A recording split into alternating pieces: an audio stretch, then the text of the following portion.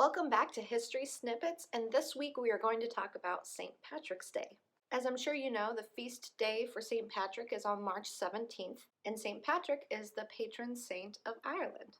The story behind St. Patrick is that he was born in England and later enslaved, taken to Ireland, escaped from Ireland, and returned to Ireland to convert the people to Christianity. Some sources say that St. Patrick's Day was being celebrated in Ireland as early as the 9th century, but it wasn't an official Catholic feast day up until the 1600s. There are a couple of legends that people always hear about St. Patrick's Day. The first being that St. Patrick is the one that drove all of the snakes from Ireland. And the second being the story about how St. Patrick used the shamrock to explain the Holy Trinity to the Irish. Now, of course, we do have a scientific explanation for why there are not snakes in Ireland, but we also have an explanation for the shamrock. Shamrocks were already important to pagan religions, but as the case with many Christian holidays, a lot of these traditions were folded into the Christian tradition. Now, researching St. Patrick's Day for this video was pretty fun, and depending on the type of publication, their explanation about St. Patrick's Day changed a little bit.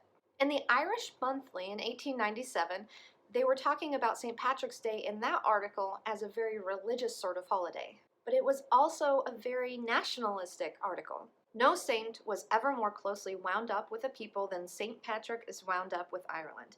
There is no other nation on God's earth that possesses a patron saint so thoroughly national as ours.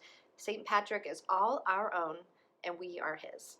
After that mention, there is much more mention about how all of these other countries, and in fact many of them were listed by name, talked about how certain saints were associated with their country, but kept disproving all of those, saying that no other country really has that connection like Ireland does. Another quote reads, "St. Patrick is personally the least disappointing of the saints.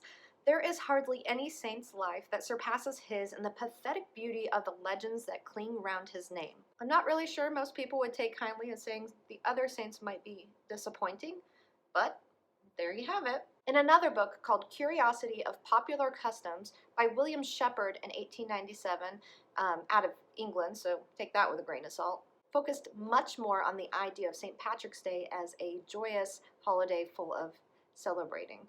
And it actually involves the day after St. Patrick's Day, Sheila's Day. So this day was to celebrate one of two people. It could have been St. Patrick's mother or St. Patrick's wife, though it is not likely that it's his wife because that would have been against the rules of the clergy in Catholic religion. All agree that her immortal memory is to be maintained by potations of whiskey.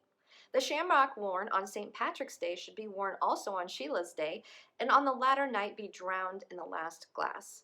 Yet it frequently happens that the shamrock is flooded in the last glass of St. Patrick's Day, and another last glass or two or more on the same night deluges the over-sodden trefoil. This is not quite correct, but it is endeavored to be remedied the next morning by the display of a fresh shamrock, which is steeped at night in honor of Sheila with equal devotedness. There is also a reason stated for this in a book from 1838, The Everyday Book and Table Book by William Hone. When St. Patrick was dying, he requested his weeping and lamenting friends to forego their grief and rather rejoice at his comfortable exit, for the better furtherance of which he advised each one to take a drop of something to drink, and that this last injunction of the saint in reverence to his character was complied with.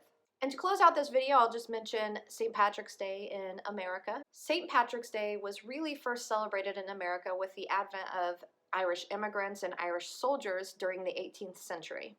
Then, of course, by the 19th century, with all of the Irish immigrants that were coming to America, this holiday became more and more well known in the Irish community. The holiday only really became popular with non-Irish Americans in the second half of the 20th century, the reason being that holidays were really getting pushed after World War II and the economic boom that happened.